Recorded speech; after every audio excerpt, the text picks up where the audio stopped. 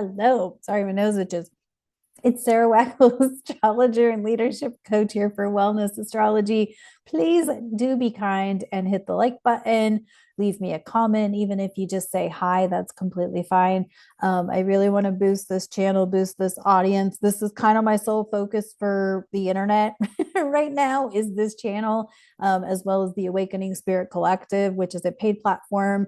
You can join that. There is an affiliate link in my description box if you want to join the Awakening Spirit Collective.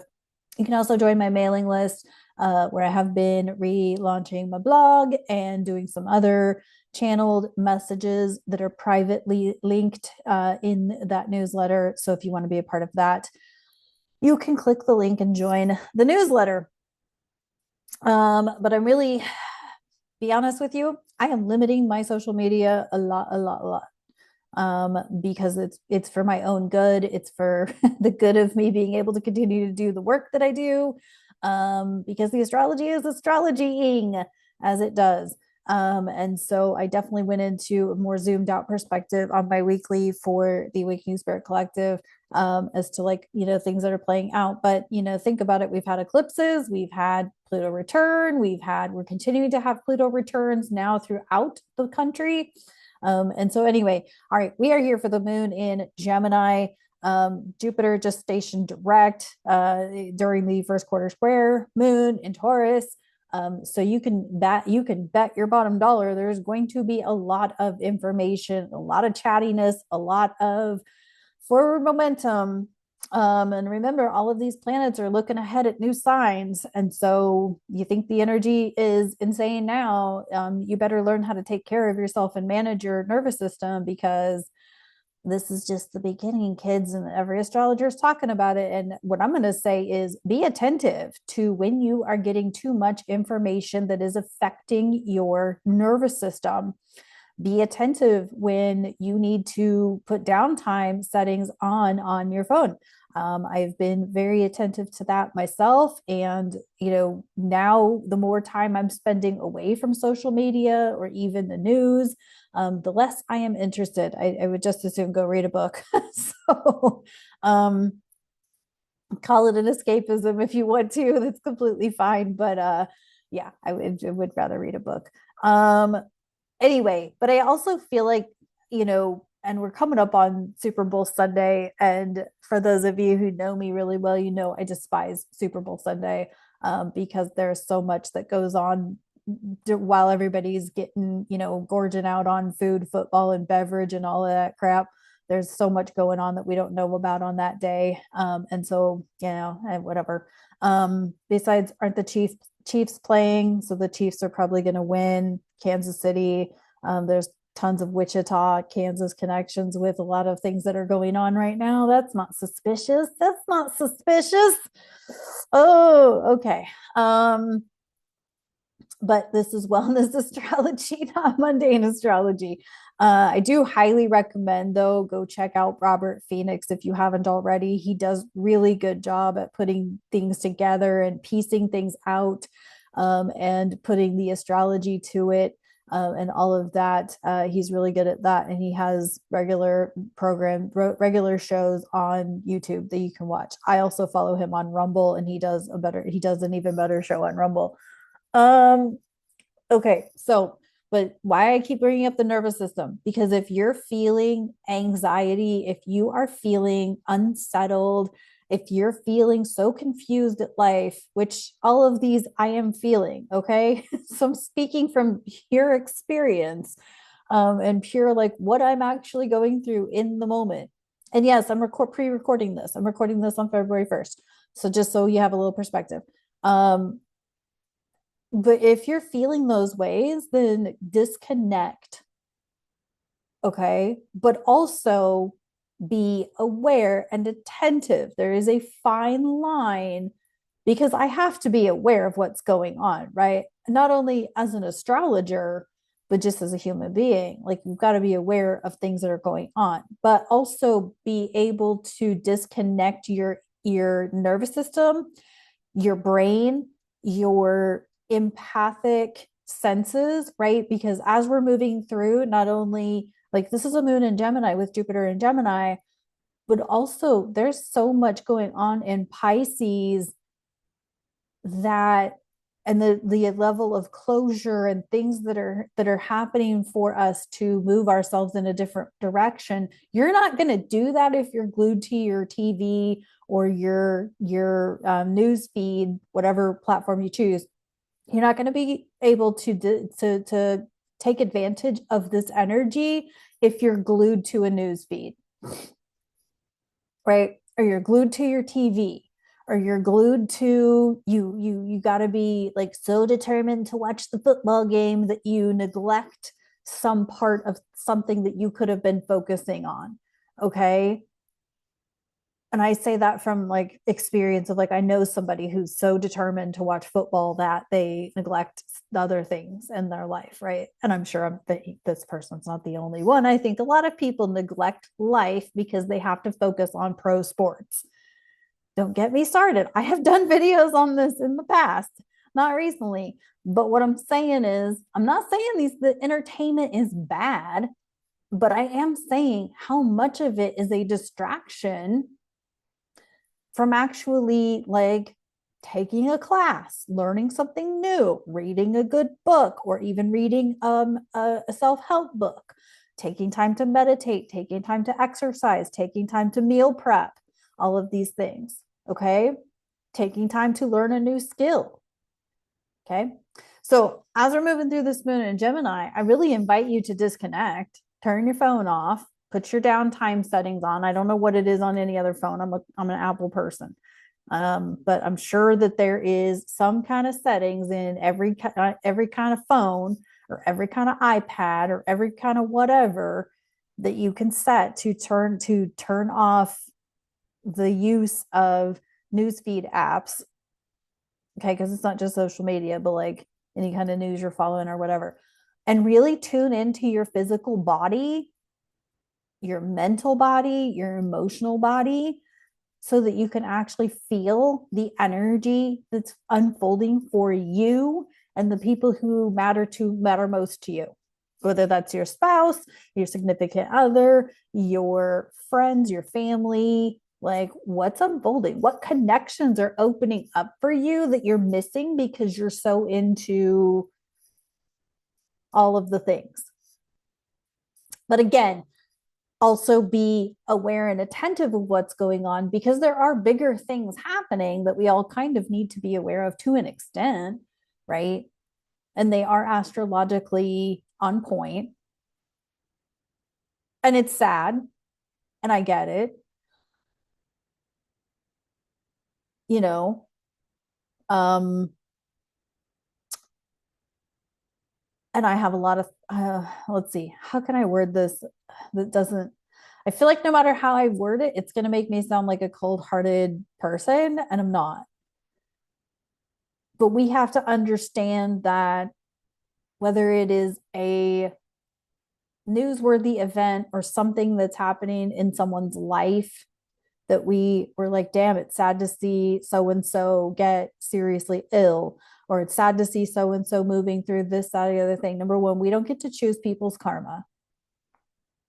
Whatever their karma is not our assignment. We also don't get to choose how events need to play out for whatever purpose that some higher force or higher power besides us needs people to see. Okay. And unfortunately, I'm one of those people who can really have a bird's eye view and zoom out and be like, fuck, I hate that it had to go that way for that person, for those people. And I understand it had to go that way for a purpose that I may or may not be aware of in the moment. Okay. Is that all making sense and resonating? I hope so. Because we don't get to choose how it plays out. And you don't get to blame whoever the leadership is. No, because there's so much of this that's so astrologically connected and like astrologically on point. You can't, fate's fate. So anyway, I don't feel like there's any better way I could word it. My heart goes out to people who are going through these things. But I also understand from an objective standpoint that like there has to be things that play out for other people to see what they need to see and understand things and get aware of things, right? So I hope that's making sense. All right, let's see what's up with the tarot. But again, you focus on you. Focus on your nervous system. Focus on, are you feeling anxiety? Are you feeling uncertain? All of these things, right? So I know that there are things for me personally that I want to go a certain way for me. And I'm also going through a lot of like my own emotional like heartache, basically, of like how it has not gone the last couple of years that I have been living in my hometown. Okay. It's not been easy. It's not been what I expected. I tried not to have any high hopes or high expectations, but I did feel like there was an opportunity here that I tried to make happen, but the people that I wanted the opportunity with did not. And I will leave it at that. So let's see what's up with the tarot. So I'm moving through my own over here.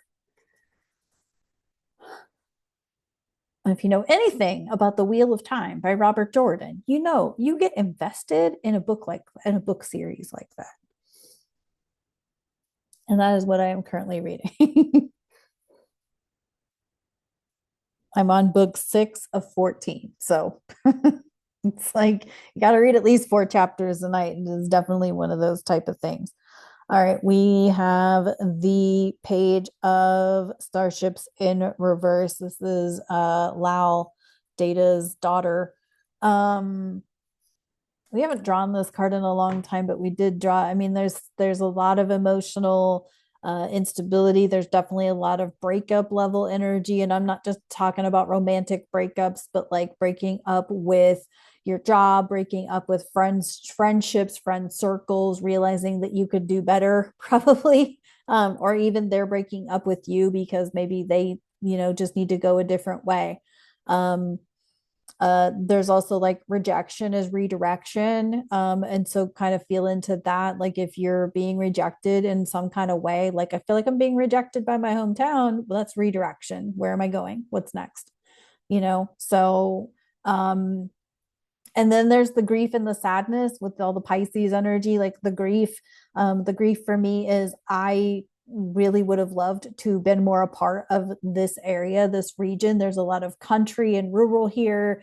And I would have loved to have met some friends who would have taken me for a four-wheeler ride or, gone camping or something like that. And so the grief there is that I don't feel like I had the ability or the support to take advantage of this area like I would have liked to. So there's that grief for me personally. I'm making this about me because I'm trying to give you like realistic examples of like what this energy actually feels like. And it feels really icky in the moment, right?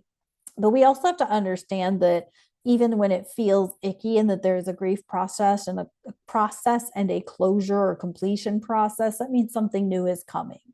And that's a good thing. And I want to focus on that. But I also know that in order to get there, it's kind of like in 2021 when like 95% of my friends stopped talking to me because I didn't comply and play along.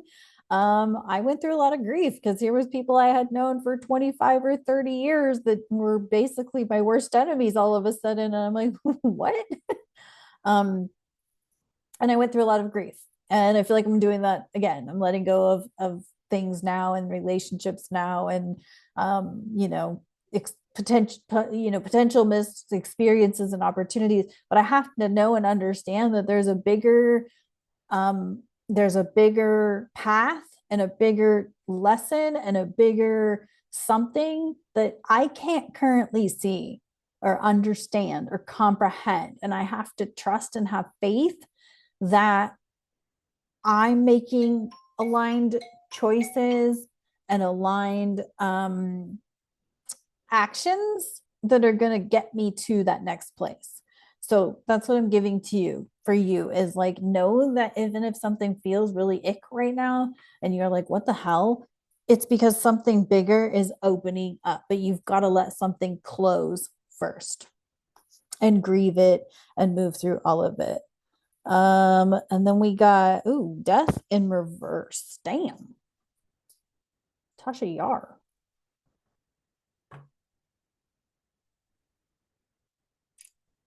Well, death in reverse is a rebirth card, right? It's a rebirth. Something new is opening up, which is what I just fucking said. So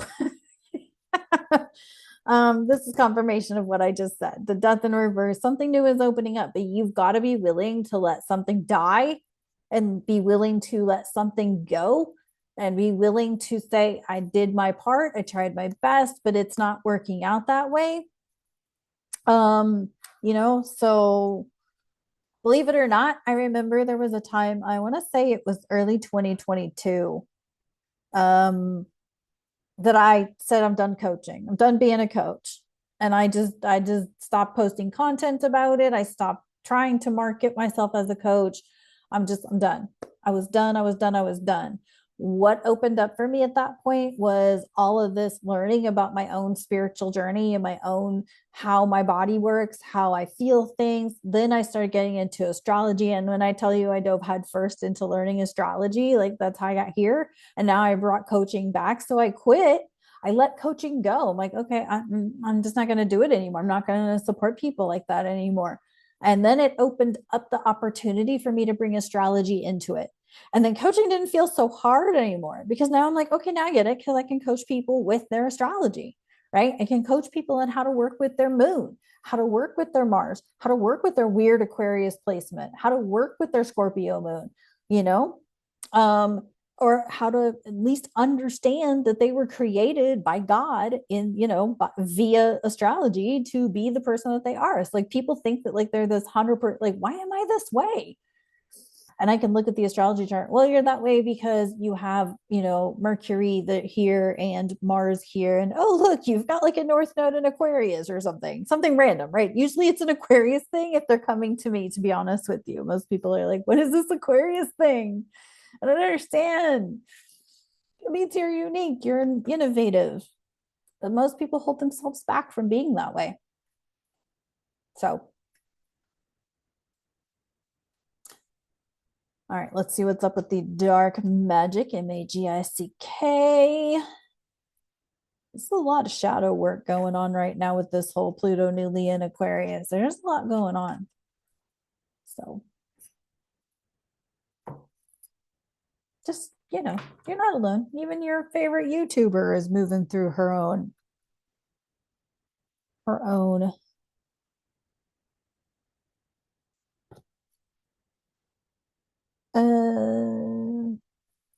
Ooh, magic, Magick. Look at that. You are blessed. 100%. Hold on. Let me get it out of the ring light. You're blessed. I love you. I appreciate you. Let me know in the comments how you feel. I know there's a lot going. I appreciate you being a part of my channel. Let's grow it. It's February. It's my birthday month. Let's get this freight train moving. So if you know somebody who loves astrology, who loves weird shit, yeah, I'm not the most glamorous astrologer. I don't have all of the Leo placements that most astrologers tend to have that are on social media. I'm the opposite. I got the Aquarius, but that's okay. I think I'm still really great at what I do and I'm good at helping people and I'm great at making people realize that even if you're weird, even if you feel like you do not belong here on earth, that you do indeed do belong here on earth and you belong a part of this collective and you belong a part of the communities and the families and the friend groups that you're a part of and you have a role and you have an importance to everything that is playing out in this time and in this space. And I hope that you know that and you can embody that and really shine in the best way that you can shine, even if you feel like you're not the shiny star. You're still shining and you're still empowering and you're still impacting people around you. So you get to choose how you are that impact. You can be that impact by being a complainy, whiny, entitled pain in the ass, or you can be that impact by being the greatest version, the greatest, most grateful, open-hearted person that you can be. How's that for an ending to a wellness astrology? I love you and I appreciate you, and I will see you on the next video. Take care.